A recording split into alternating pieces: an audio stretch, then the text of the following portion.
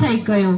પતઈ રાજા સુંદરીને જોઈને કહેવા લાગ્યા કે સુંદરી ઊભા રહો, એમ કહીને પાછળ પાછળ જવા લાગ્યા। ત્યારે માં કહેવા લાગ્યા, મારી રાત દિવસ ભક્તિ કરવા વાળા પતઈ મને ન ઓળખી? તારા અને તું કેમ અનોખો બને છે? પતઈ રાજા કહે છે કે હે રૂપ સુંદરી, તમે અહીં ડુંગરાના, તમે તો મારા મહેલમાં શોભો। સુંદરી, પાવાગઢનો રાજા મહેલ તમારી વાટ જુએ છે। માં પતઈને કહે છે, માંગે તે આપું, તું કહે તો રીતિ સિદ્ધિના ભંડાર ભરી દઉં, અરે તું કહે તો ઘોડાની દમસાણ આપી દઉં, અરે તું કહે તો હાથી ઝૂલતા આપી દઉં, અરે તું કહે તો કેલું ગુજરાત આપી દઉં। પણ પતઈ રાજા, મહેલમાં લઈ જવાની જીદ તું છોડી દે। અરે હું કોણ? પતઈ રાજા, મારે ધન દોલતની શું ખોટ હોય છે? હું ગઢ પાવાગઢનો રાજવી છું, મારે તો ખોટ છે તમારા જેવી પટરાણીની। માં કહે છે, નક્કી પતઈ તમારા પાપનો ઘડો ભરાઈ ગયો છે। તે મને ના ઓળખી? રાજા, તે મને ના ઓળખી? તેમ છતાં પતઈ રાજા માનતા નથી અને માનો પાલો પકડે છે। અને માં પતઈને કહે છે કે તે પુત્ર બનીને મારો પાલો પકડ્યો હોય તો તારી 72 પેઢીને તારી દઉં, પણ તે મારા પર કુદૃષ્ટિની નજર નાખી છે।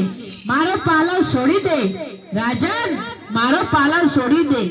અરે મૂર્ખ, તે મને ના ઓળખી? તારી માને ના ઓળખી? હું કોણ? અખિલ બ્રહ્માંડની જનેતા, તારી માને ના ઓળખી? હવે જોઈ લે આ મારું રૂપ, હું કોણ? કાળી મહાકાળી, પાવાગઢ વાળી। એમ કરી માં ક્રોધે ભરાય છે અને પતઈ રાજાના માના પગમાં પડે છે અને માને માફી માંગે છે। એમ માં પોતાનું રૂપ લઈને આવે છે, માં ક્રોધે ભરાય છે।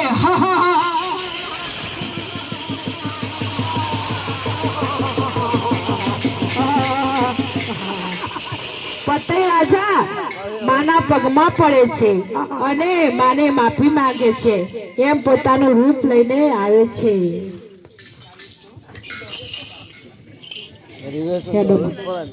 હેડોમાં ઉતાવળ, તમને મળવાને ગળાઓ